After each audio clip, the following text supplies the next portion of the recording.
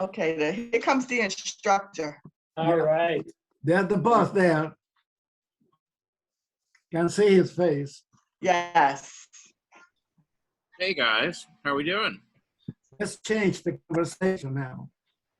Good. How are you? Sure. You're gonna do what? You're gonna change the station? We're not going to change the What? change the conversation. The conversation. Oh, okay. Yeah. Well, Okay, here he is. okay. Yeah, you guys, Oh, yeah, you are. everything went away there for a second. I don't know Yes, what. it did. I'm back. I'm back. You're Hey, back. Bernice. Hey, Bernice, Hey. how you doing? Did you Great, go great, away? great. Did you go away too, Bernice? Yeah, I did for a second. Yeah, I did too. I don't know what that was about.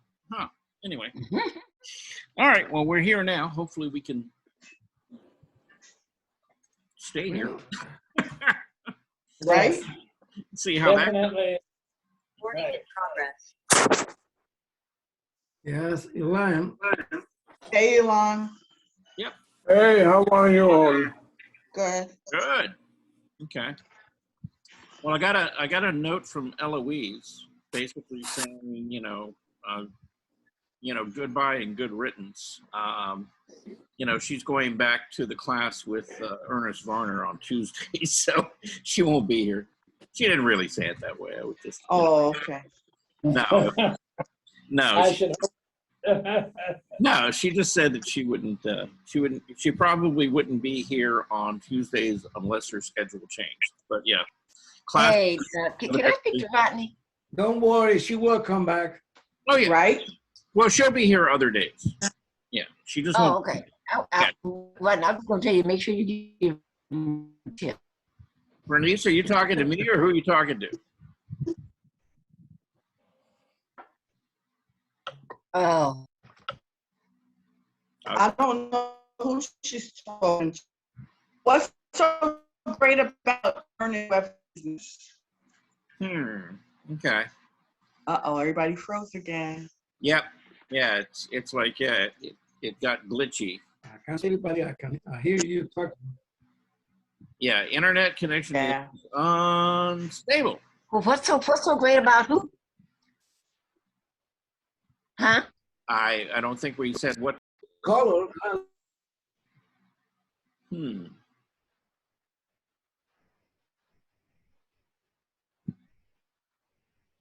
I think so. Uh-huh. Okay. Okay. We seem Yeah, to he be is.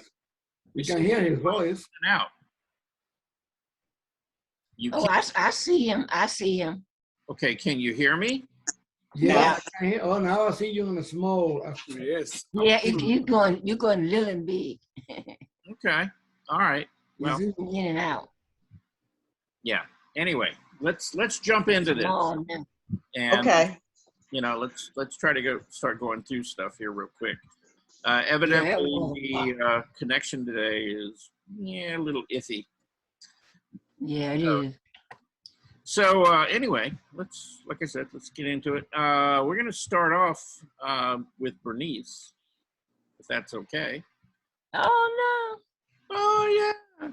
Well, you kind of you and Armando at the top of the list there, no. Yeah, I know. Yeah. So anyhow, everybody see Uh-huh. page. It looks like stick figures, right? Yeah. Yeah. Rather sketchy, rather than Those not. are gesture drawings, right? Yeah. Well, they're gesture drawings. Yes. Okay. And what I was going to say about that is, yeah, okay. They are gesture drawings. And the idea is to get the movement of whatever the model was doing, right? And a stick figure is kind of, that's kind of like the basic, simplest way to do it. But, okay, in some of these, she went a little bit further, and put a little more in, which is really kind of where you want to go with a gesture. Let me blow this up. Okay. So Bernice, can you hear me now? Yes. Okay. So like in this one, right? Mm-hmm. yeah, it's not quite so much a stick figure, is it? Okay, No. because you know you've got the movement of the leg here, and you got the movement of the leg here, and then you've kind of begun to fill in a little bit, you know, on making it have like some volume to it. Okay. And so that helped. Okay, where let's say, like in this one, not quite so much, right? Because it's just okay. You've got like a curve for the shoulders to the arm, and then you know 2 straight lines. You know, because she was leaning, you know, on her hands on that box, right? Mhm. But it doesn't really give you the idea that like here in this leg that there's probably more foreshortening and things like that. So here's what I would suggest to you, and you know, in fact, let's just keep going because as you went along, see this is not far, you know, from what you were doing, but I think the big difference here is you were kind of looking for the long line. That's the first thing. And then you were looking for some way to express, you know, what the rest of the limbs were doing, you know, how they, you know, where they went to, you know, what the relationship was, things like that. And so, you know, they began to get a little bit better. Okay. Some of these are a little straight up and down. And I can absolutely guarantee you that, you know, any the 2 models that we work with, neither of them were ever straight up and Straight down. up and down. Yeah. Okay. Because, you know, even if somebody, you know, is standing there in front of you, and let's say they're not doing anything with their arms or their legs other than just, you know, standing. Usually people do not stand on both feet equally. They'll put weight on one or the other, right? Mhm. And if you do that, as soon as you do that, the hips change, right? You know, the side where you're putting the pressure on the foot, you know, where you're really standing on and putting most of your weight, the hip moves upward, which means that the hip on the other side moves downward. So there's always this little tip. And then if the hips move, guess what else has to move? The shoulders. That's right. Yeah, the shoulders have to move. See, because the way our body is designed, you know, we're always looking for ways of balancing ourselves. Mhm. And so, you know, if you, you know, do something in the hip area, it's going to affect the shoulders. They're going to move just the opposite. That's what we call contrapposto. Okay. Okay.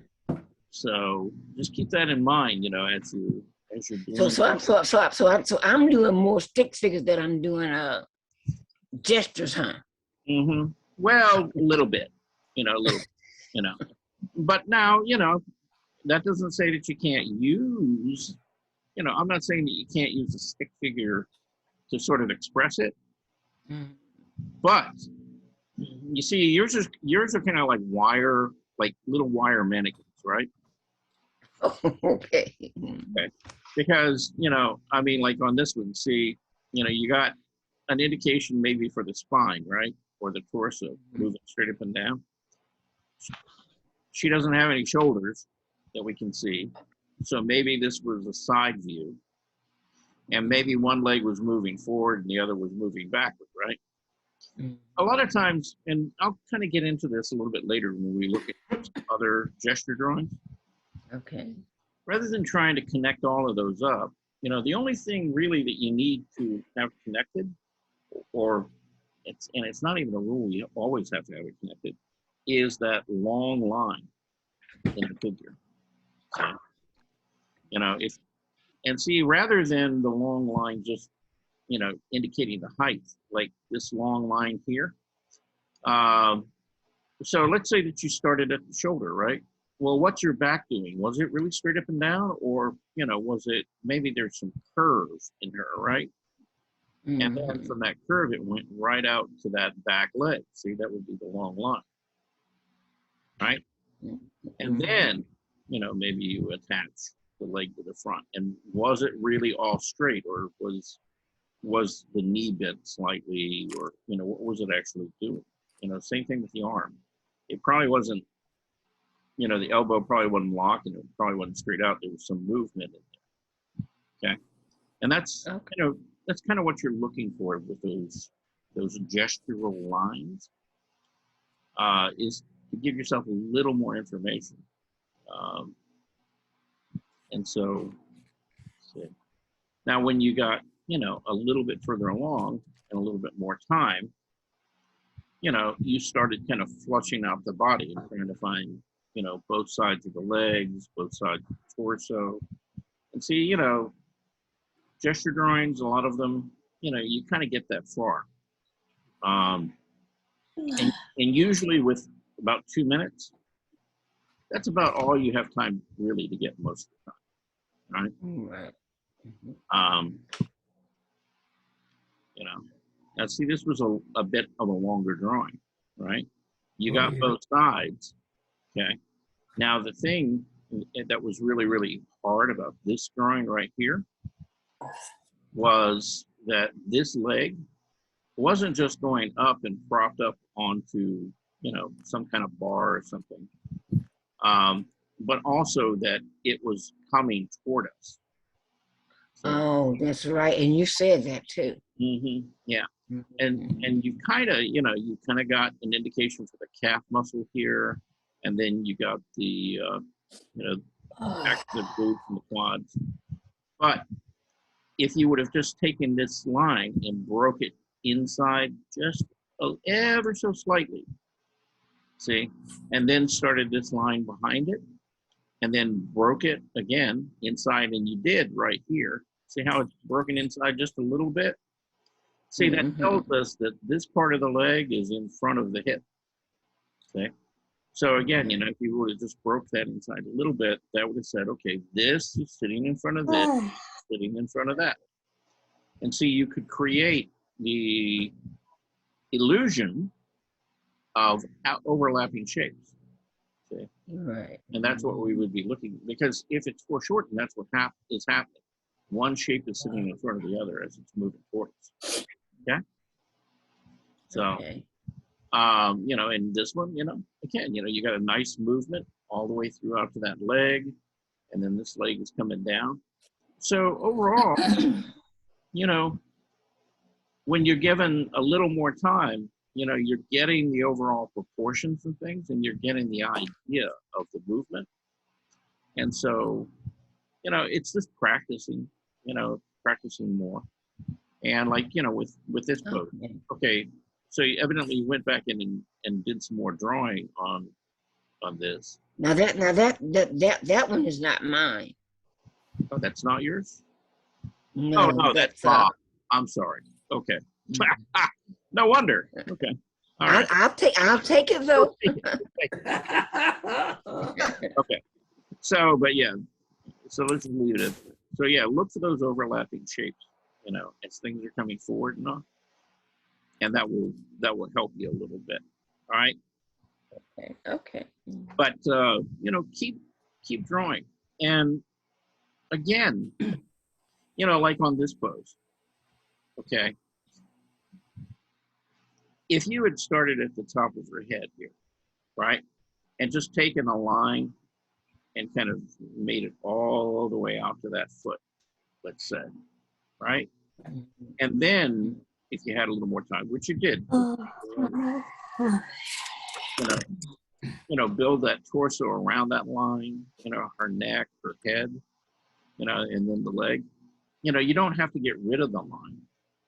It's again, it's your initial response right there. That's kind of the movement that I see. There's nothing really wrong with leaving those marks in there. Now, that doesn't mean that you have to make them like the most dominant thing in the drawing, but just, don't worry about, trying to draw around them or erase them or get rid of them. Okay. Because, in some a lot of cases they actually help, to, give the viewer an idea of what you were after, that trying to get that motion or that movement. Okay. Okay. All right. So next we're doing the next B in the group, which is Bob. Okay. And so these are the longer, these are some of the longer poses, I think. I know this one was, and I think this one was as well. And so Bob, you're getting a lot of the information down there. Are you here? Is I Bob? don't think Bob. I don't think Bob is here. I think he and Eloise are together on Tuesdays, I think. Oh, okay. We could start a rumor about that. Okay. All right. Well, let's jump forward here then. Okay. Since Bob isn't here. Well, let me just talk about a couple of things though, because there's some things you guys can learn from this. Okay. So he's beginning to get, the volume and the form of the figures, right? But a lot of what he's still missing is that kind of fluid feeling that all the parts are connected. He's seeing legs going off in this direction and a leg going off in this direction and all, but they don't really feel like they're connected. Like in this drawing in particular, it just seems a little stiff, kind of awkward, right? This one's better. This one's better as well. Okay. And again, he could have left, just try to get that, line, to indicate the movement, and then a line to indicate there, and then build your muscles and things around that. And don't really get rid of those, because sometimes they do actually help quite a bit. Let's look at some of his earlier drawings. See again, now where Eloise was kind of seeing the lines and kind of the stick figure, Bob is still kind of seeing shapes, and that's okay. You can see shapes as long as you see shapes, angles and curves and stuff like that. And he's beginning to get it, in a lot of these.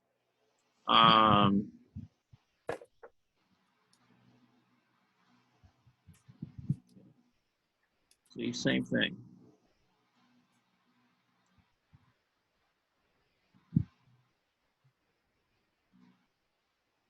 So, the figures are moving, they're generally, the proportions are pretty good.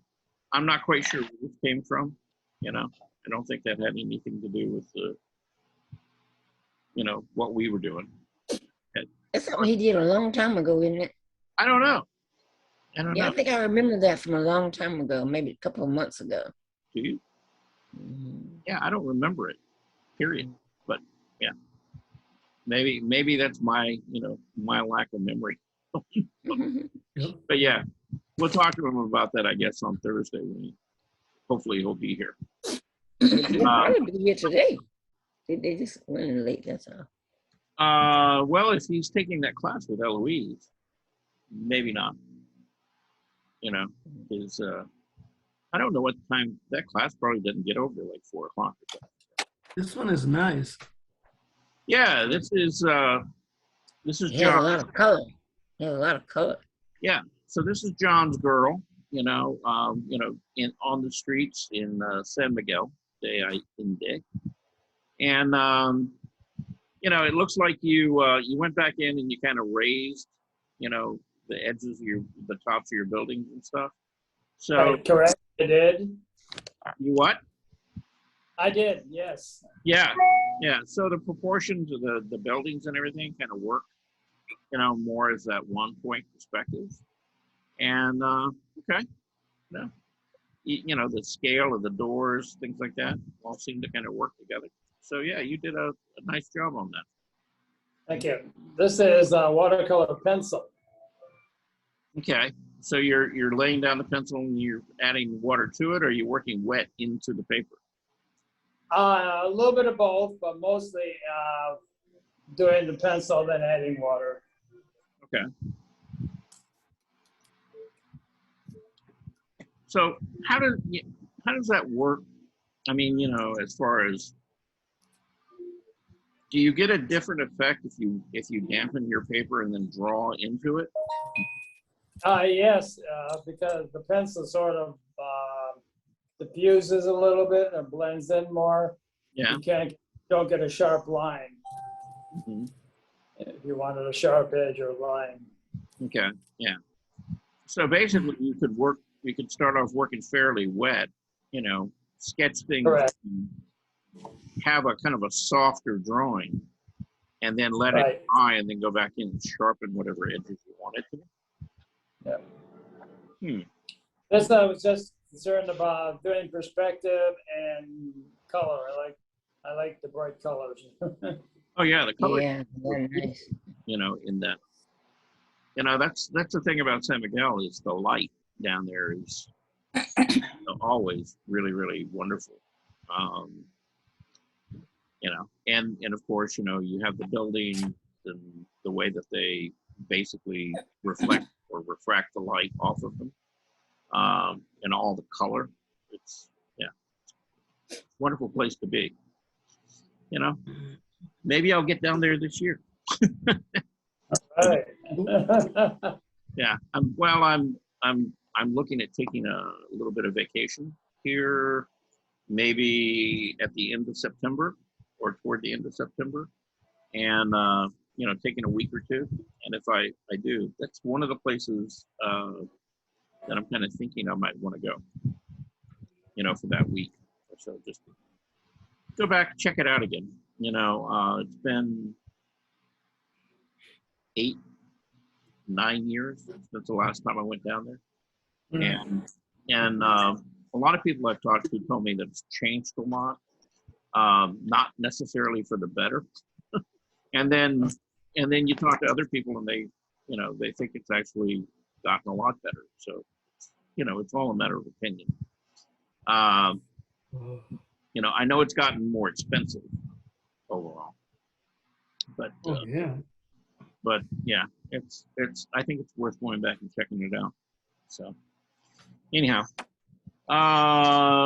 speaking of John, now we have John's drawings, and we got to blow John's drawings up. Okay.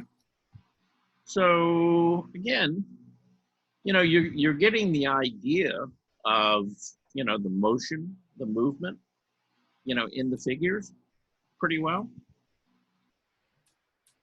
You can see where you're, putting in that long line in some of these cases and finding, or setting up the overall proportion of the figure. Right. So that's working pretty well for you. That's kind of a nice, really nice gesture there. The one up here is really strong.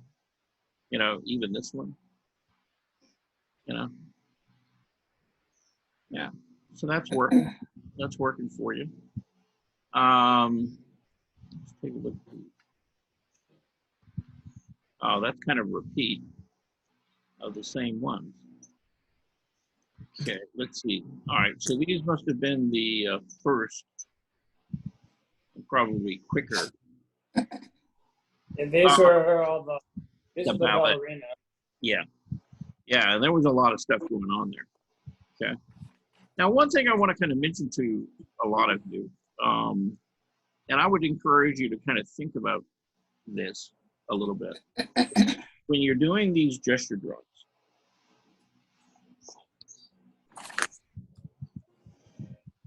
some of you kind of did like one on like a page and grouping them like this. Actually, sometimes you can really kind of work it out where you make some really interesting compositions by, kind of connecting and overlapping, your figures and things like that.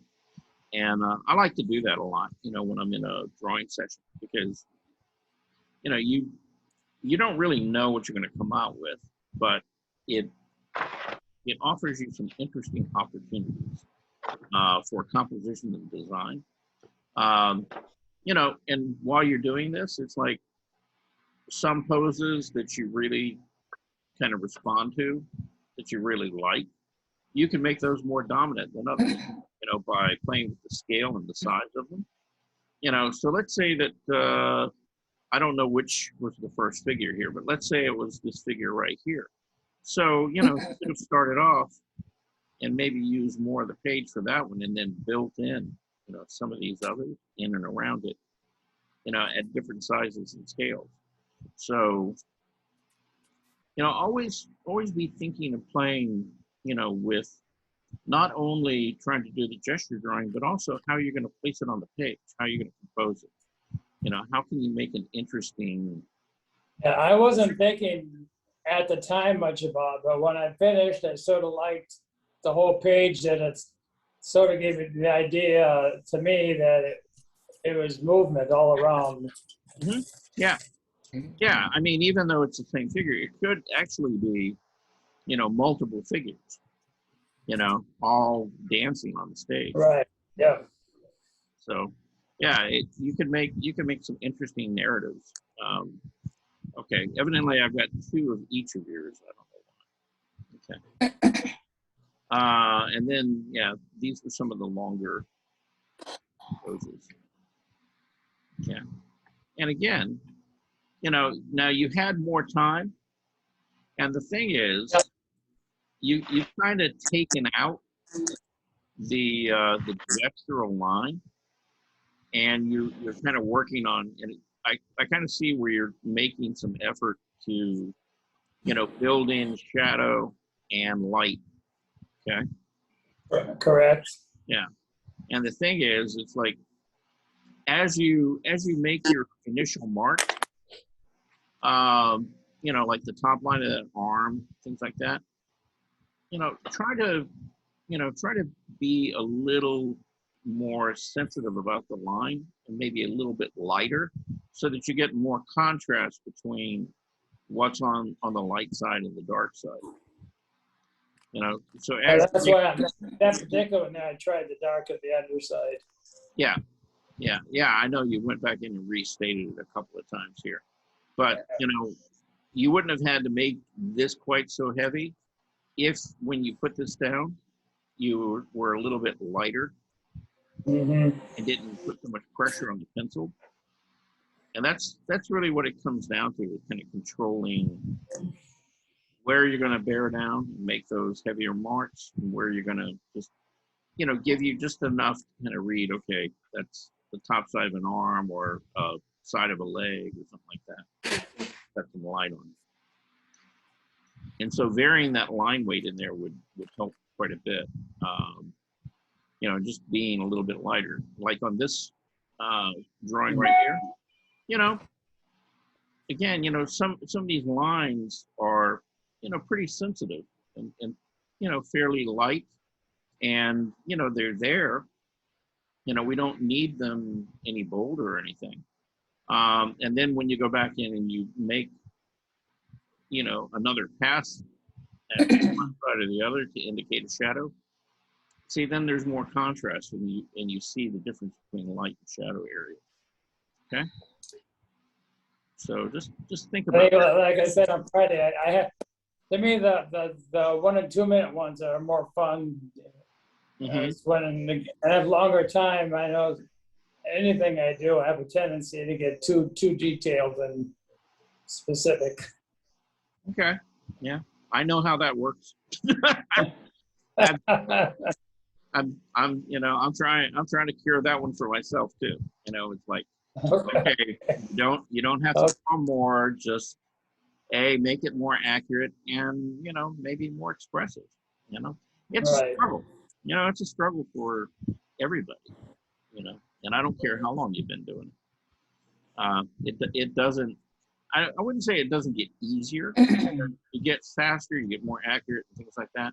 But you still, it's like every time you peel, a layer of the onion, you get better at stuff. Then there's more stuff to get. You realize there's more stuff to get better at. And that never goes away. So, anyhow, good job on those though. Thank you. Yeah. So now we're gonna look at Mr. Ilan. He's been very creative lately, and he came up with this piece, which, there's so many things about this piece I really like. I really did. That's nice, Alon. I mean, you know, it really is a good, strong piece. And the fact is, I like how you framed it, you know, inside of the canvas and didn't go all the way out to the edge, so that you had the opportunity to break the edge of that rectangle with the shape of the Thank you. and move, you know, move outside that. And it gives it a very, very different feeling than if this had gone all the way to the edge of the canvas. You know, it would be more static. But the fact that, you know, you brought that shoulder out, you know, and broken, you know, the shape across there, you've done what we call activating the edge of the canvas. Thank you. Yeah, and so yeah, it's really a very nice design. You know, it's kind of, you've got these, you know, very strong geometric shapes, and then you've kind of broken it down into smaller parts and color fields and things within them. And when it all fits together, you know, you get a figure. You know, you get a lady wearing a hat, and so yeah, good work. Did Yeah, you? That's great. I like it. Yeah, Me too. yeah. So, what inspired you to do this piece? Okay, may I? I'll tell you what.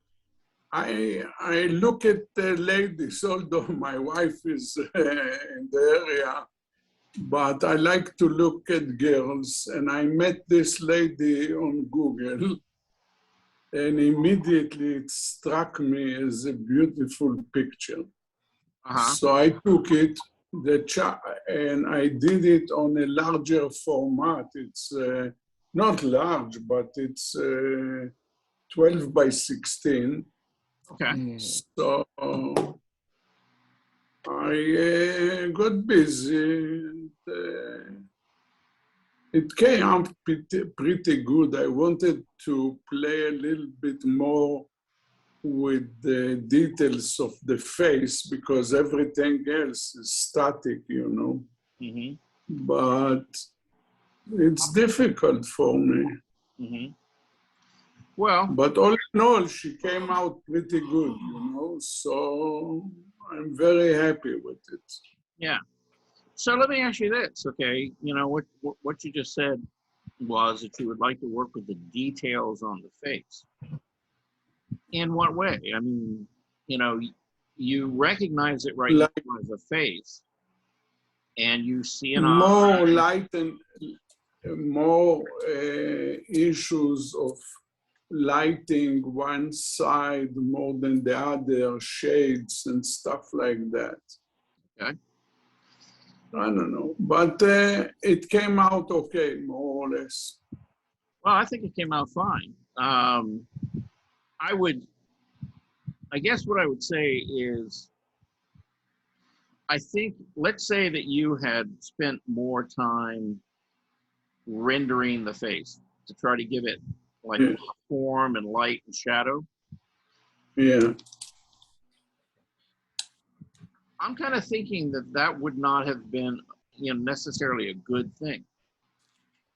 And the reason that it wouldn't necessarily be a good thing, because then the face would be really different from the rest of the piece of art, right? Yes. And as it is, you read a face, but the style of it and the approach to everything is kind of consistent. And, you know, you've got a little bit of change in color and value on the face, but Yeah. yeah, not so extreme that it's like really different, you know, from a lot of these other areas. And Yes. and so I would caution you, you know, because of sort of the style that you approached it in, you know, I think you're fine. I think you're fine with, you know, more or less the way it is. You know, Thank you. Thank you very much. yeah, you don't really need a lot of like real fine detail, you know, because the style itself doesn't really lend it to that. You know, it's a more graphic and a simplified approach. And so I think the simpler you keep it, the more elegant it stays, which is, I think, what you're trying to capture with this particular, you know, figure and lady. is kind of this sense of fashion and elegance to her. And sometimes, you know, I think it was Pete Mondrian who coined the phrase, less is more. And, Yes. and in this case, it would be, you know, it's like really the less detail you put, the more simplified it is, the more elegant it stays. And I think the more successful you are at, you know, getting the idea across of, you know, what this piece is all about. So He would have ruined the piece had he added more to it. I think it's super elegant, right like that. yeah, Thank you. yeah. Now, one thing, okay, and I'm not telling you to do anything to this. In fact, I would encourage you not to. Okay, just let this be what it is. But let's say, you know, you said this is like a 12 by 16, right? Yes. Okay. So I'm going to give you a challenge. Okay. Yes. What I would challenge you to do is, I would do at least 2 more of these. Okay. And I wouldn't necessarily change the design or anything like that. Okay. But I would work with your colors more. Okay. And so, like, for example, you know, some of these areas are very flat in color. Some of these have gradations, right? Yeah. You know, and some of these are like, you know, really strong black against, you know, and if you look at it overall, it's kind of overall dark colors, right? For the most part. Yes, it bothered me a little bit. Okay, so here's what I would challenge you to do. Okay, take all those black areas, okay, and don't make them black. But again, don't do it on this piece. Do it on another piece. You know, I mean, trace this off, and you know, don't change the design or the size or where things are necessarily, but just change the color. You know, try one with like bright, lighter colors. Try one with, you know, rather than red, yellow, and blue, which are primaries, do the secondary colors, blue, green, and violet, right? Yes. Yeah, and just kind of experiment and play.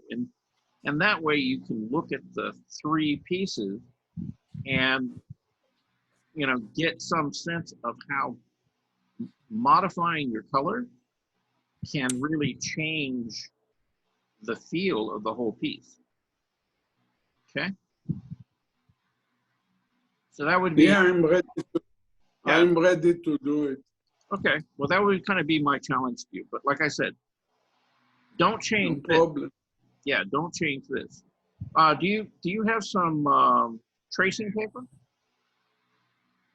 I have what I do. I print it and then I cut it, and it was a long process, but and especially that it's larger than the copy machine. Ah, okay. So my printer, because the printer is 8.5 by 11. Yeah. So, yeah. Yeah. So it was a challenge, and I am very happy with it, because like I was sitting in class with the ballerinas and everything, and I just cannot do it. It just, I cannot, it's like hand drawing like the guys here in class are doing and the ladies. It's very difficult for me. So I would rather work with paint. This is what I can. And lately I was revived, and you see that I produce more and more color items. Yeah. Yeah. And this abstract is talking to me. And I wanted to say that we went to the High Museum of Art to see this Calder Picasso exhibition, Yeah. which I recommend to everybody because it's very, very interesting. Okay. And what I know them both, and I called there. I have samples of his for 30 years. I don't know. It is always impressed me because I'm a mechanical engineer. But this show, they mixed two artists, and you think they're maybe twins because they do art that is very similar. And I enjoyed the show a lot. So I recommend it. It's there for several more weeks. Okay. Well, actually, in case anybody is interested, Friday night, yeah, I think it's this Friday, they have their jazz night. Yeah. So they'll be open till, I think it's like 9 o'clock. So you could go there in the evening, listen to a little music, drink a little wine, you know, walk around, look at the art, you know, see the exhibitions, things like that. Yeah. So just, you know, just to let you know. So. It's a good performance there in the high. Mm-hmm. Yeah. Yeah. Yeah, and they're open to the public now. I don't really know what the rules are there, you know, as far as, you know, how they're maintaining social distancing and stuff like that. But I'm sure. No, it's nothing. You just come in, put your mask, and that's it. Okay. Yeah. So they're requiring masks, right? Yeah, you got to put a mask on, and that's it. Okay. All right. And you walk pretty freely. I went to another show over there for designing lights and stuff. I didn't like it. Mm-hmm. Okay. Good enough. All right. So yeah, if you guys get by the high, that would be a great thing. So guess what? Now we have Gene. Gene Goldstein snuck 2 in right before class started. Didn't you, Gene? Yes, it is. Didn't I do, I'm sorry, I missed that. I said you snuck two pieces in right before class started. Yes, because I just got through with them. Okay. All right. Well, you're lucky I checked, you know, right before we started class. But this is Jane's bear. Now you said this is pastel? This is, yes, this is, but what I did, I took a piece of a board, a smooth board, and I said I wanted to try, you know, like a tinted board, like you do the tinted paper. Uh-huh. And I took some acrylic and thinned it down and made a wash on the board. Okay. And it had no tooth to it, so it was kind of back. You're breaking up.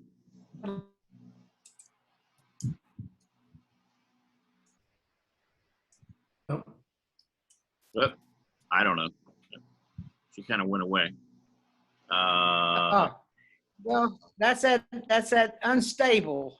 Yeah. Okay.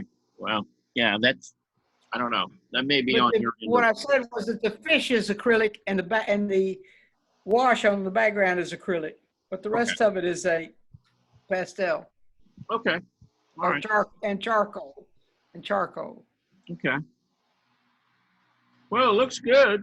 And you know what kind of board you put the acrylic down on? You said it was like a real smooth board. No, it's just I think it was like a mat board, a piece of mat board or something like that, but it was very smooth. It wasn't of good quality either. Yeah. All right. So it was like what we would call a hot press board. Hot press is like real smooth and thick. Probably. Yeah, where cold press is a little bit toothy, you know. Okay. Yes. Well, and it would have been easier to work with too. Yeah, probably so. And With more particularly, tooth. Yeah. Yeah, particularly with the charcoal and the pastel, because you need a little bit of tooth for those to really, you know, stay on the board. Okay. Anyway, that's a nice piece.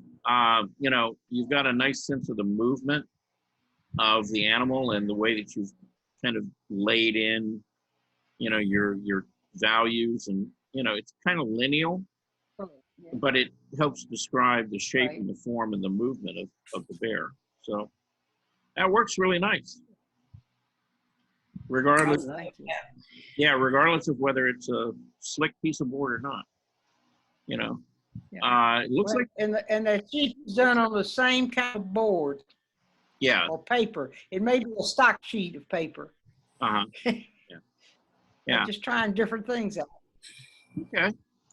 Yeah, and it's good to do that. You know, it's good to try, just experiment, play with it. You know, sometimes stuff works out really well, sometimes, yeah, not so much. Okay. Not so good. But you don't, you know, you don't find out unless you try. And That's right.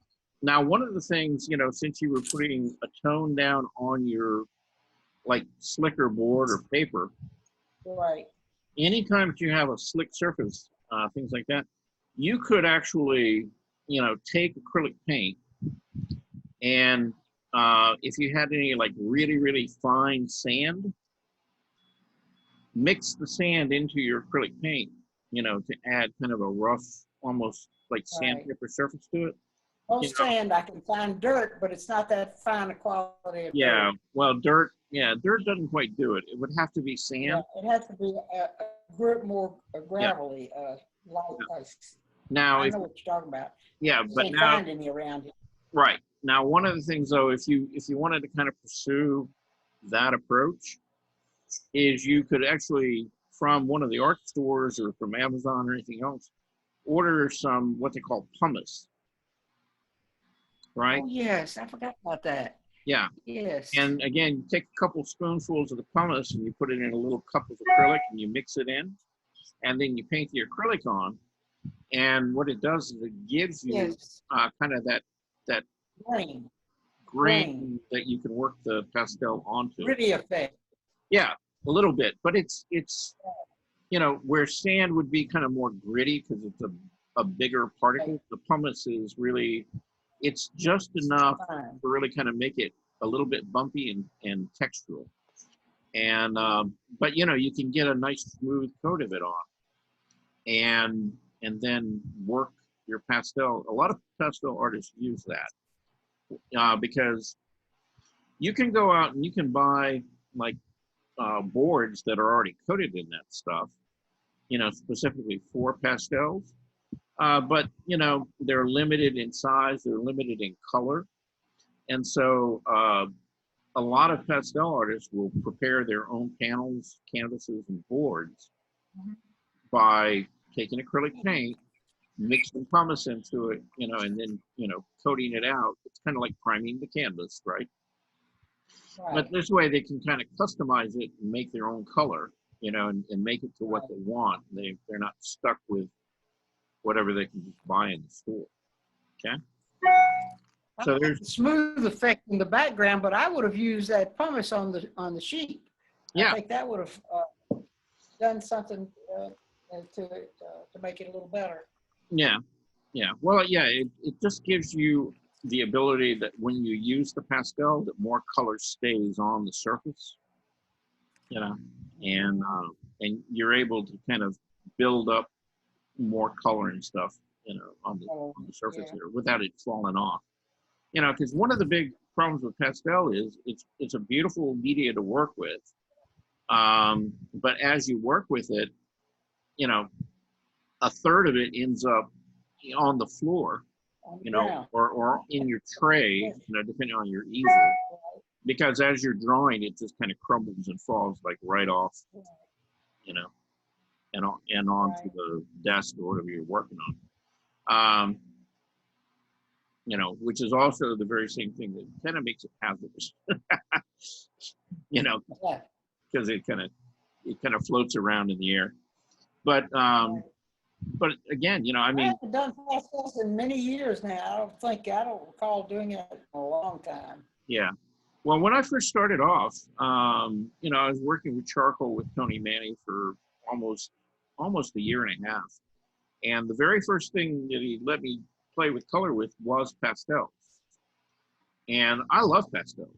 I mean, they're wonderful as far as the media. And the only reason that I don't do a lot of pastel is because they're so hazardous. You know, I mean, they really are dangerous to work with. You know, and you know, my life plan is I'd like to hang around another 40 years. So that's long enough that if I used a lot of pastel, it would affect my health. You know, if I were only planning on living another 5 or 10 years, I'd like, you know, to hell with it, you know, let's go for it. But you know, they really are wonderful media. And you can't get the effect in just about any other media that you can with pastel. There's this softness to it that, and just this radiance of the color that nothing else does that. So kind of, you know, kind of sad, you know, because, you know, you'd like to get that out of oil paint or acrylic or something else, and yeah, you just can't. So, you know, it's kind of the nature of the media. I was thinking of making something out of acrylics and then putting pastel over it. Yeah, well, you can. Some Again, spots. You know. yeah. Again, if you have either a very, very toothy surface and you coat it with acrylic, you know, and there's still enough tooth left that will take the pastel, you're fine. If you Well, you're breaking up with me now. So every other. yeah, you're breaking up with me too. So am I having that problem with anybody else? Yeah, mine keep going in and out. Yeah. Yeah, it's very unstable. Okay. I think it's where the storm is hitting us, I think. Yeah. Well, I'm sure the weather or whatever had something to do with it. Mhm. Even though it's nice in Smyrna right now. Yeah, it's beautiful outside. Yeah. Beautiful outside, yes. Anyhow. All right. So yeah. I think pumice, you know, if you're going to do a lot of pastel and stuff and work on different papers or surfaces, you know, try to get you some pumice, and you know, you can mix it into your acrylic and then create some nice surfaces for you to draw on and to paint on. Okay. If I put pumice on paper, you just mix it with water. No. Glue, with the gesso. Yeah. Well, or Gesso. acrylic paint. Yeah. Or I mean, acrylic paint. Okay. yeah. The acrylic is basically a liquid form of plastic. Now the thing, when you put the pumice in there, you got to stir it, and you got to stir it till it's real smooth. Don't leave it real lumpy. Okay. That would not be a good idea. And then when you apply it, you know, you can just brush it on. And, you know, when you put it on, it looks like there's kind of like brush marks. But as it dries, you know, the acrylic will flatten out, you know, and kind of even out for you a little bit. And, you know, you may you may have to do like 2 coats or something on it. You probably won't get away with 1. But, you know, again, you know, it makes a really nice surface to use pastel on. So I'll try that. yeah. So now moving on, we're going to go to Jean. Or, I'm sorry, not Jean, but June. All right. Is June Wang here? Yes, I'm here. How you doing? Fine, thank you. Okay. Listen. Yeah, my computer's not breaking up, but my voice is kind of crackling and getting weird all of a sudden. Anyhow, let's see if I can talk. So this is your lady picking grapes. We remember her from, what, about 3 months ago? Yeah. Something like that? Okay, yeah, that goes a ways back. Okay. And this is all colored pencil, right? Yeah. Okay. So here's what I want you to do. Okay. I mean, like 95%, you know, of everything you got in there is working pretty well. But you got 2 areas that I really want you to look at and and, you know, maybe think about and do something about. One is this arm right here, okay? Now, what she's Yes. doing is she's holding up, you know, the grapes, right? And you see, you know, you see the arm moving out, and that's the upper part of the arm. And my guess is, and I can't remember the reference exactly, but the elbow was bent. And Yes, so this, suppose. yeah, this part of the arm is coming towards you. So I want you to go back and really look at the reference and look at the shape of that arm. And then somewhere in here, this forearm is going to break inside just slightly, you know, to tell you that this part of the arm is closer to us than this. See? And that seems to be what's missing right here is you don't see that any part of that forearm coming in front of this arm. All right. Okay. So that's number one. And number two is the opposite arm. Okay. And I really want you to look at the shape of this, you know, and because usually the forearm gets a little bit thicker right around the elbow. See, you know, because you got all these muscles and things up at the top, and then toward your wrist, it gets thinner. And yours doesn't. It's kind of even all the way up, right? Yeah. Okay. Now, along with that, same thing. I want you to look for where this forearm comes in front of the upper arm, and there's going to be just a you know, where you're going to break inside. You know, just a little bit of a line is going to move inside there to tell you that that forearm is in front of this arm right here. Okay. Okay, got it.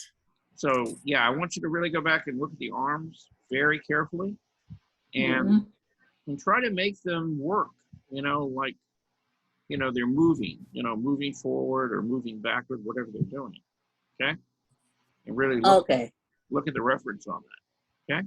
Because you've done some really nice work, you know, in the clothing, and the overall pose isn't stiff, and you got some nice yeah, you got some nice movement, you know, with the vines coming down, things like that. But yeah, you really need to kind of figure out, you know, what's going on with the arms here. Okay. Thank you. So try that. Okay. As far as your ballerina, okay, and you know, here's Bernice. You know, here's exactly what I was talking about. Okay, so you see this line right here as how it comes back, and you see right here she just kind of, there's a little nick inside there. Right. And she just broke that just enough to say that this, you know, part of the leg is closer to us than this. Here at the ankle, she actually wrapped something all the way around it. So that pushes the foot in front of that part of the leg. And then, of course, this whole shape sits on top of this leg and the arm and the torso and everything up here. So it pushes that leg forward and, you know, pushes all this stuff back behind it. So those overlapping shapes and, you know, how you kind of break inside those shapes can really do a lot to help you describe that, you know, these are not just flat shapes, but they actually have volume, and that some are closer to us and some are sitting behind, you know, those others. So anytime that you're trying to draw the figure, look for where you can break that line inside a little bit and indicate that there's actually some volume and form in there. Okay. And that goes for everybody else too, obviously. Okay. Same thing here. Okay. Now, June. Yes. Okay. So this toe, right, should fall like right under the head. Okay. Because that's where she's balancing on. And so, you know, it could be just a little further back, you know, to fall right under her head here. And then, you know, you kind of got the idea of this curve, right? But then you took, you came down, from the head down to the line of the chest and the torso, all the way out through, the crotch area. But then you've kind of flattened that leg out, and see, it just kept curving. See, it should have kind of swept up Okay. just a little bit more. Oh, yeah. Yeah. Yes. Because by making that a straight kind of horizontal line, what you did is kind of made it static. See? I see. Okay. Yeah. Yeah, So- yeah. So always keep in mind, all right, if you see any kind of like bend or curve, Mm-hmm. whatever you think you see, push it, make it more extreme, by 15, 20% even, right? So, Okay. and really kind of exaggerate it. Whatever you think you're exaggerating is probably closer to reality. Okay? Because our Okay. brains like to make vertical and horizontal. That's what we like. We can kind of deal with 45-degree angles, but anything in between there, our brain wants to like, oh no, you can't, no, I can't see that. It's like, it's got to be 45 or 90 or, straight up and down. Okay. So, Okay. so just keep that in mind, and, try to overcome your wiring, and, really push those angles a little bit. Okay. And it's not just you, Okay. it's like everybody, human brain. Yeah. We Yeah. love Okay. patterns. We love straight up and down and horizontal. We just do. Our brains are just kind of wired to, capture that for some reason. Now this one, it looks like you've got some lovely drawings on it, but you need to focus your Take the good picture. right. It's maybe, I move a little bit. Yeah. Yeah. It's So- not clear. Yeah, so what I get out of this is it's these dancers, and they're dancing around in the fog, and it's beautiful. It's a nice idea. Okay? But yeah, a little bit sharper image would help. Okay. Now this, see, it's focused. You can see it. Okay. And so this is the lady with that dress, and boy, what a dress it was. There were so many different parts to it. But overall, I mean, you're getting the general movement of things. You're getting the proportions overall, as far as, from the top of the head down to the foot. You're giving her some very muscular arms and legs, though. Kind of making her a bodybuilder, kind of dancer or whatever. So again, those proportions are important. Okay. Okay. Yeah. The scale of her body to, like her limbs and stuff, really look at that. Okay. She's not Popeye, so, but again, you captured sort of the feeling of each of those poses really pretty nicely. Everybody okay? Yeah. Okay. All right. Same thing here. Okay. So, you've got a nice feeling of the movement, and it's just, and the proportion, height, width, things like that. It's just as you draw those limbs, and I know she had this big, like, floppy shirt with, big, thick sleeves at the end. But yeah, see, that's about right. Because the upper arm was thinner, and then it kind of flared out. So yeah, just, I know we're doing these quickly, but try to get those, proportionally correct. Okay. Okay. Thank you. All right. Naomi, is Naomi here? I didn't see her on the list. How many people do we have? Not many of us here. Oh, we got 10. Wow. Okay. Including you, so that's 9 actually. Yeah, 9 actually. Yeah. Yeah, I don't count. So, all right. Naomi sent this in. You know, she's actually beginning to get, some actual volume and form, in her. She paints a lot of women's faces, and they're kind of like her. They kind of remind me of her. There's always a little of her in her drawings and paintings of women. But this one actually, begins to feel, kind of like you got a little volume, to the face, and it's not flat. Now, I don't know whether she's doing this in oil or whether she's doing it with acrylic. I'm looking at kind of the shiny surface on it and kind of thinking it's acrylic. And the only thing is, I'd say about this is, I like the color and the fact that she's getting some changes in value and stuff. She just needs to keep some of these transitions here softer because they get a little bit harsh.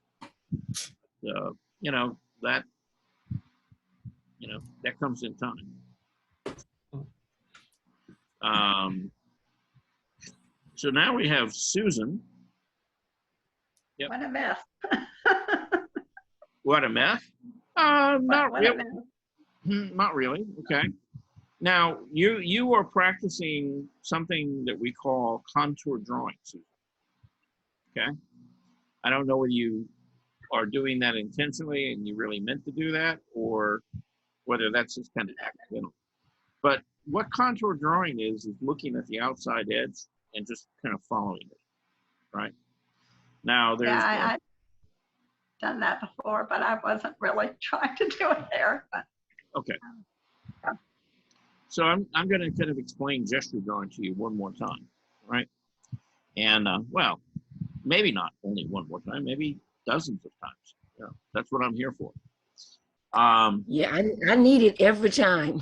Yeah, but basically think of it this way: when you see a model and they take the pose, what we're looking for first is we're looking for what I would refer to as the long line of the figure. Okay, it means that we're going to start somewhere up here at the top of her head, and we're going to try to figure out what's the fastest way to get down to where her foot is, right? And with this pose in particular, she's kind of in a curve, right? So you can kind of start here and just kind of come down right out to that foot, right? Just make big curved line. All right. And so what that does is that begins to kind of set up, and establish where her foot ends, where her head, at the very top begins, right? And so once we have that line down there, then we can find, okay, so how far down is our shoulders? And so, we can just make a little mark right in there for her shoulders. And then what are her hips doing? Okay, now in this case, we're kind of seeing this hip closer to us than this one. And this one's higher, and you got that right, as far as where they are. And so, we might just kind of make, like a light little line, just to indicate the angle of the hips, right? And so from there, we could find a line for the arm and a curved line for the leg. And you've already got this leg established, at least part of it, it's kind of curved. And so what we're looking for is just those simplified movements, right? Rather than drawing along the edge of every shape. We're trying to set up the proportions and how they're moving. And then if you have time, and only if you have time, you go back in and maybe put in the other side of the leg, right? Or, get this dress to move around the figure somehow or around the leg. So, so it's kind of the process of, you're looking for the long, that long line that kind of captures the general movement from the top of the head down to the foot first. And then you're kind of figuring out what the shoulders and the arms and the legs are doing after that. All right. Rather than just drawing outlines. Okay. Now here, So you had a little more time. Okay. And again, you got a pretty good sense of the proportion, which is one of the things that you struggle with a lot of times, is getting sort of the height, to the length of, say, the arms and the legs. On this particular model, this dancer, she had very muscular legs, but she was very graceful, and she probably wasn't over 5 foot tall, but it looked like she was probably 8 feet, when she stretched out the legs, and kind of went on forever, right? And you got that, you got, nice length in her arms and, the legs, and you've even got like the musculature and the weight in the legs as well. So, on that pose, you did really pretty nicely on it. Same thing here. And see, you broke that in just enough, okay, that feels like it's not, we're not looking at it from the side. It's actually kind of coming towards you a bit, which is what it was doing. So you got a little of that right there, okay? In this pose, kind of the same thing, So, when you have more time, you seem to be able to kind of capture, that overall proportion. You could still push things a little bit more. Now, I think this was the longest pose that we did. One. Yeah. Yeah, I think that was like the last one. And again, see, you could have almost like started up here at this hand and just kind of made a big curve shape, and see how you straighten that out, almost horizontal, just kind of kept sweeping up with it a little bit to capture a little more of that movement. Straightening, the arms and everything else out and just making them like straight lines kind of stiffens up the figure a little bit. So what I was saying to June earlier was, if you begin to see that the body is moving and has a curve to it, exaggerate it, push it, make it more than you think it is really. Chances are, you're just about right, okay, if you do that. Okay. Yeah, because the, arms and legs don't really go straight. There's nothing straight about your arm or your leg. They naturally have a curve to them anyway. And so, so when you straighten them out, they begin to look a little awkward and kind of mechanical. Okay. Okay, so here's the lady in that big flowing dress. And again, I didn't quite finish that. Yeah. I didn't quite finish a few of them. Yeah, that were kind of. Yeah. Well, there was a lot there. There was just a lot there to get, in a short amount of time. But you got the idea, okay? And do these feel like they're real stiff and that they're not moving? No. They feel kind of fluid, and you're getting some of the movement in there. And overall, again, your big struggle was proportion, and you're getting much better at that. Yeah. Relationships. So, it's getting better. It is. It's getting better. Okay. Same thing here. And again, it's not, and I said this kind of at the beginning of the class, it's not about getting more done. It's about, trying to be more accurate with how you're seeing it, and getting a little more accuracy in your proportions and movement and stuff like that. And your proportions are definitely improving. Okay. Okay. Yeah. So in looking at these, okay, that was a really nice way of simplifying that ballerina. One of the big dominant things there was the shape of the dress, and sometimes it was more of a circle, sometimes it was more of an oval, Right. And you got a lot of that in there, with the leg movement, things like that. Now, is the anatomy in each of the legs, perfect and correct? No. Okay. But like in this particular pose, okay, does that leg move in front of the other? Yeah, it does. Okay. Same thing here. So, you know, you're capturing the idea of the movement, and that's good. Okay, well, thank you. Yeah. Yeah, let's see. We'll blow it up. Okay. And so, you know, pretty much so the same thing's going on here. You know, and it's working, you know, for the most part. You're getting, you know, overlapping shapes, things like that. You know, now if you can just begin to sort of see, you know, that kind of long line through the figure, that might help you simplify it, you know, and get there faster. So now that doesn't mean that, you know, when you put that initial mark down, that you're going to need to make it real dark, you know, just a real light, okay, from here to there. And see, that sets up the size of your drawing, and then begin to build the rest of it on top of it. Okay? Okay. I'll try that. Okay. Yeah. Is Wanda here?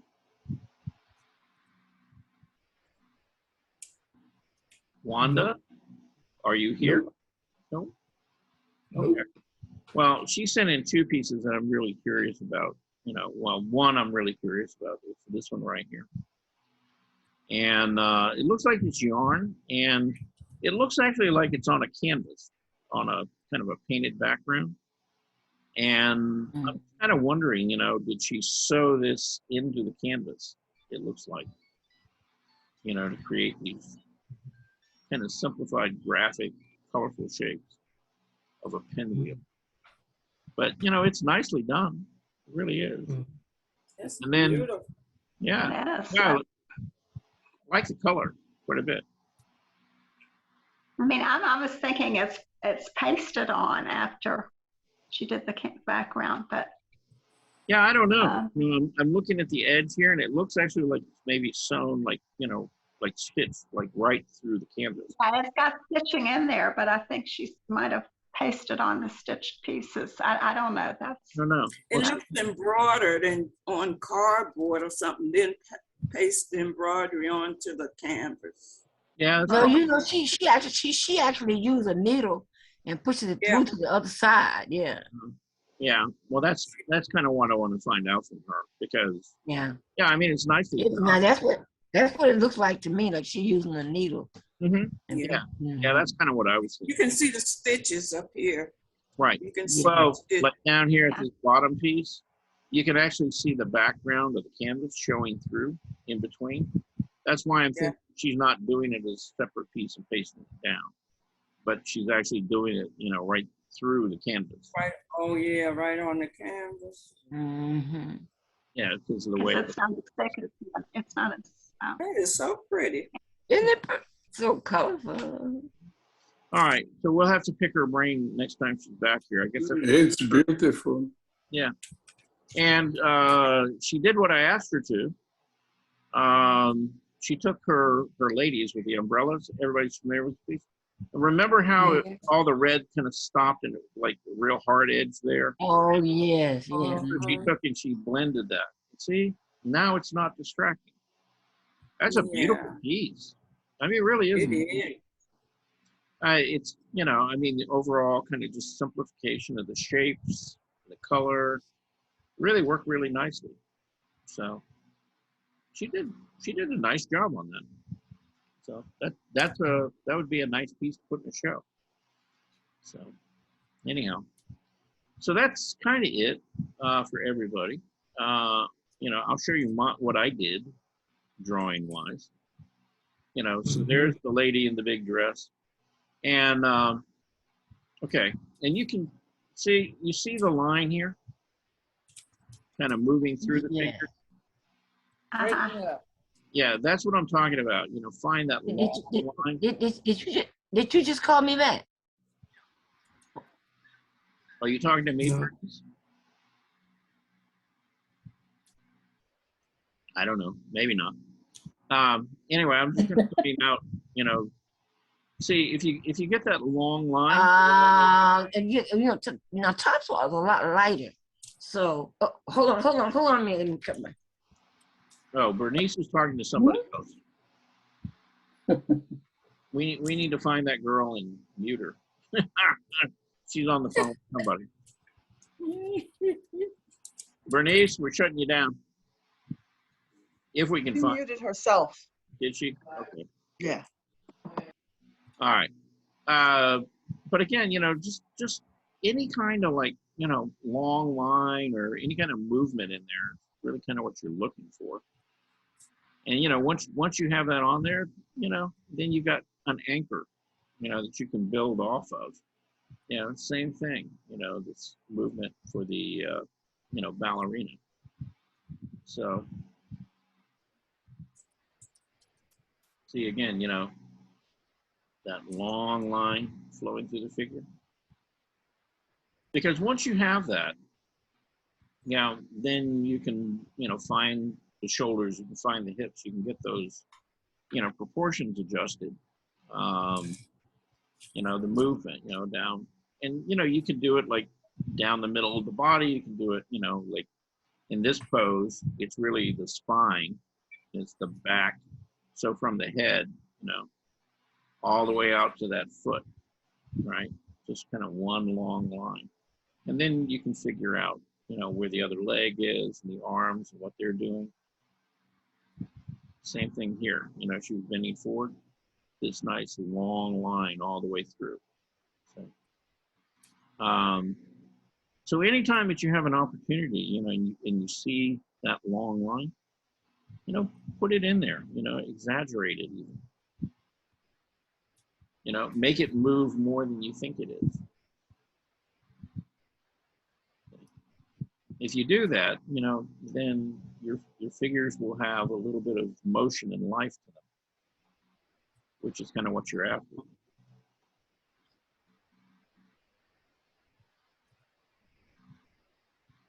Yeah, see again, that long line kind of sweep through the head all the way down, to the heel here. And, I've talked to everybody about breaking, one shape over another shape. So it pushes, the hip back and brings the ankle forward here.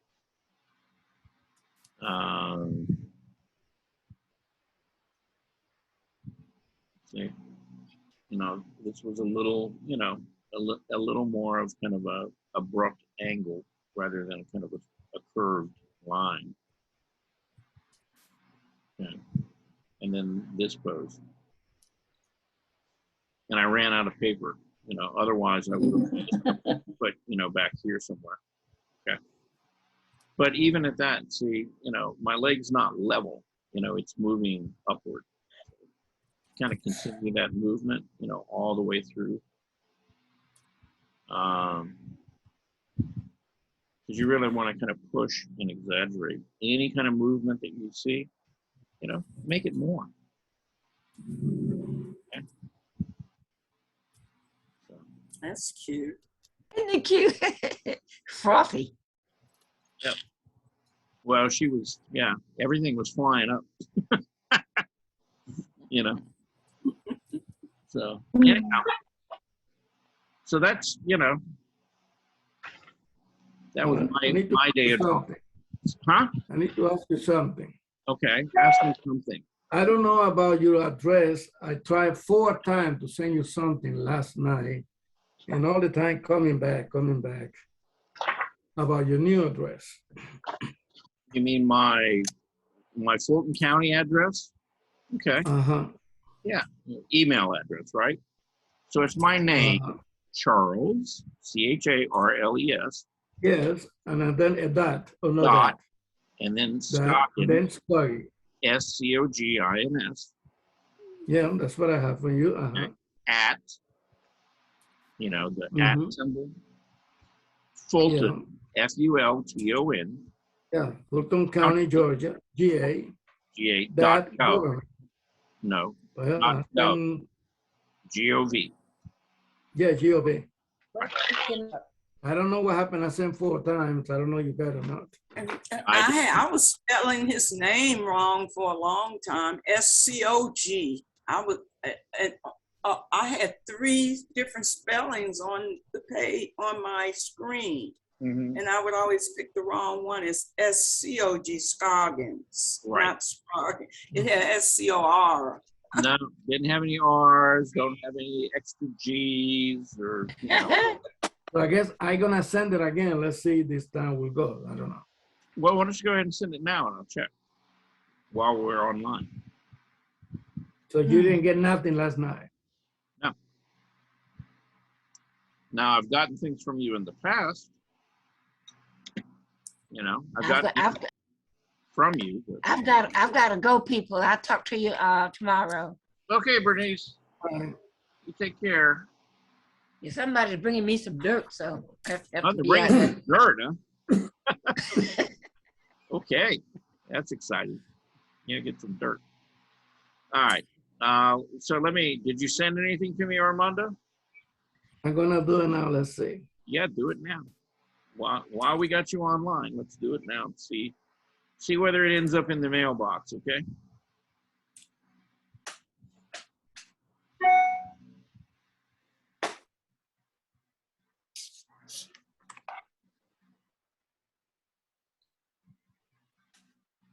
I sent you last week this painting behind me. Yeah. Yeah, we got that. And you didn't respond on it, and I would appreciate. We talked about that. Maybe you weren't here. Yeah, maybe you weren't here. So, okay. Yeah, so what I'll do is I'll go back and I'll find it and I'll put it in the Thursday thing so we can talk about it. Okay. You gonna be here Thursday? Oh, I'll be here Thursday, I hope. Me too. Okay. We hope. Yeah, we all hope. Yeah, we all hope. Okay, Armando, I'm waiting on you, man. Yeah, I'm doing it. Hold on. I'm not that.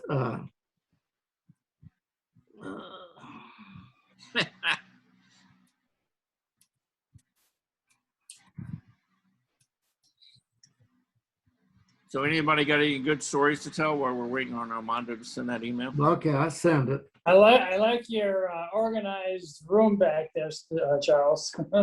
Oh yeah, that's been, that's been really, really nice, to come up here and actually have a place that's kind of semi-organized and, the chaotic part, I've been tearing into a little, day by day and kind of sorting through stuff. So, that's been nice. You look like it went through. Mine is not as extensive in yours, but you did inspire me to get organized a little bit with my pads and things like that. Good. It looked like it went through, but I didn't get it back now. Yeah, well, guess what? Okay, untitled message from Armando Martinez. Okay. Yeah. So I did get it. Okay, just now. Oh. So it worked. Okay. It worked. Okay, good. It did. And you sent me what, like 5 or these are your dancers and stuff. Okay. So, Armando, all I'm going to tell you right now is, all right, we will talk about these on Thursday. Okay. On Thursday, yes. Yeah, because I've got to download them and, do a bunch of stuff to them before I can share them with the class. Okay. All right. But I will have them, that and, Ilan's. And everybody other thing. Everybody can bring the shotgun on Thursday and shoot me. Why would we want to do that? Because they are ugly pieces. Armando, they're gesture droids. This thing is very unstable. Cutting off. Okay, Gene. I don't know. I can see you. Yeah, I can see you, but the voice the is on and off. Really unstable. Yeah. The sight I can see. Yeah. Right now. Yeah. Well, your face closed, Jim. Yeah. Same thing kind of happening with you. You're kind of in slow motion. So. Yeah. You look Charles. fine. It's good to meet Charles. No problems. Do you know what happened to all of the things that were in the display cabinet at the Benson Center? What display cabinet? Well, a lot of them are still there. What are you looking for? My blue bird. Blue bird. Well, I can. It was pottery, and yeah. In my head, it's important because it's the first piece that I worked with you. Mm-hmm. Okay. I'm sure it's around there somewhere, and I don't think anybody's taking anything out of the case over there. I think. Okay, maybe my brain didn't register it on Friday when I had to go get evaluated. Okay. But if you would like to get that back, I would be happy to get it to you. So. Eventually, it's not like tomorrow or anything. Okay. But it's not like. I do know that some of that stuff. Well, the last time Helen and I put stuff in the cabinet, we moved, some of that stuff back to the kiln room. Oh, okay. On the shelf too. So there's stuff back there as well. But oh no, as long as it was it's in a safe place, I'm okay with that. Okay. It should be around there somewhere. Yeah, because I don't know when we're ever gonna go back for. I don't either. Yeah, but like I said, if you need me to, if you want me to stop by and and there's people who have paintings and stuff still hanging there, in the hallways and stuff like that. All that stuff is still there. It hadn't. Oh yeah, but in the hallways they took the paintings down. They had. You mean by your studio, Yeah. when you would hang as a gallery? That's not there anymore. Okay, well, I don't know who took all that down. Right. I mean, I understand that part, Yeah, but it was there. I was there maybe 2 months ago now, and it was still there. Yeah, it was still all hanging there. So I don't know. Well, I'll have to ask some questions. Maybe they painted the wall. They did. I mean, you could tell that they painted, and they couldn't paint with the pictures there. But at least let your art people know. Okay, we're getting ready to paint. Yeah. And well, in that case, most of that stuff is probably in the studio. Oh, okay. Yeah. So, yeah, I can guarantee you they didn't take anything down and throw it away. Okay. All right then. They, I give them a little more credit than that. They know better. Okay. Because the last thing that they want to do is get a bunch of seniors upset about throwing their artwork away. Right. It ain't a pretty picture. No. You did what with my artwork? I love that piece. That was my favorite piece, and you threw it away. I mean, yeah. They won't. That would be. They would not let them sleep for the rest of their life. Right. That would be us, though. You're right. Yeah. Hey, I know that. I know that. I've been there, done that. Yeah, as long as it's safe, we're okay with that. But if you threw it out, then that's a whole nother discussion. No, that's an unforgivable sin. You can't do that. You cannot do that. That is a no-no. I'll be sending you some work, Charles. I was very tired for some reason yesterday, but I did do some drawings. I'll be sending you some. Okay. Yeah. You weren't like my brother and decided to be a weekend warrior, were you? Oh no. No, I was just very tired for some reason. Yeah. Sometimes you just need to rest. Yeah.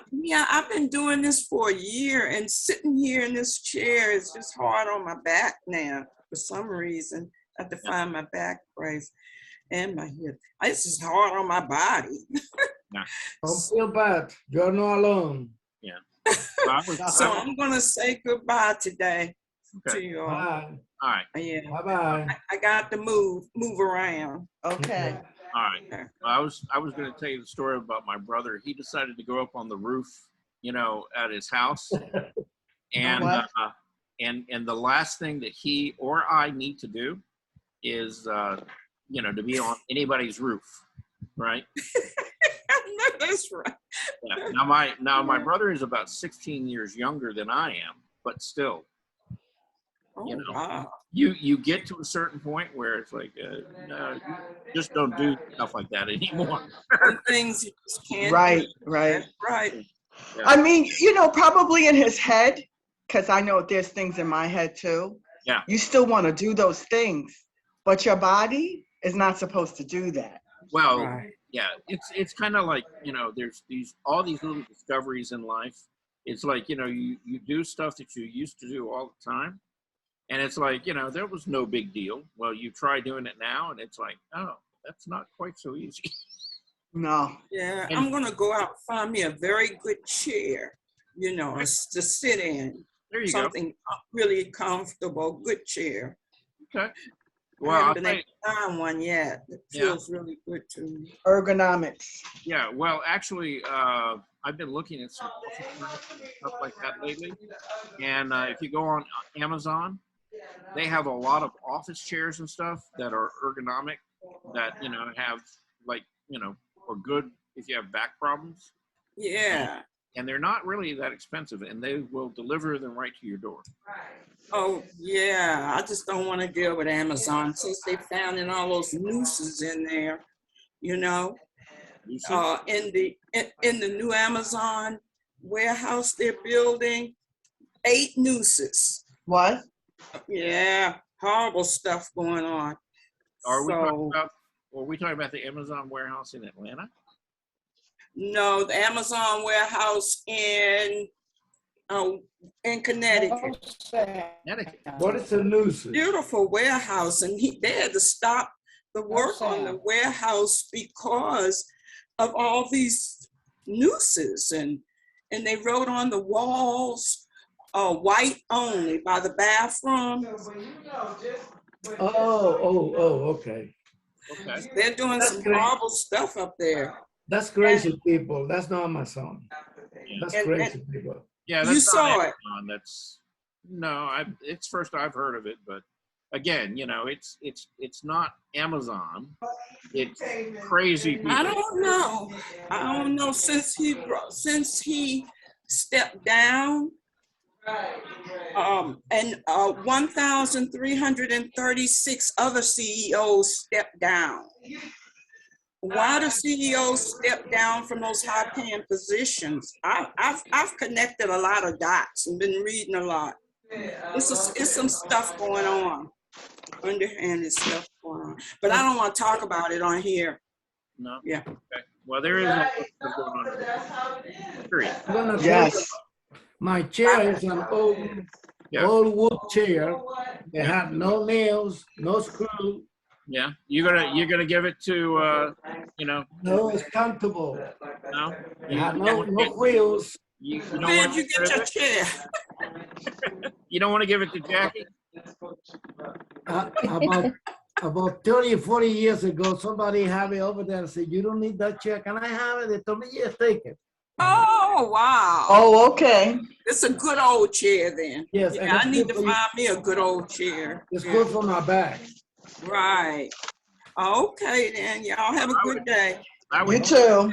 Yeah, I tell you, go to Goodwill, but yeah, most of the time, yeah, they're not good on chairs for some reason. No. All right. Anyway, it's probably time to wrap this up because we're way Okay. past talking about art anyway. We'll see you tomorrow. See Yeah. you tomorrow at 10 a.m. Yep. Okay. All right. Good day. Have a good one.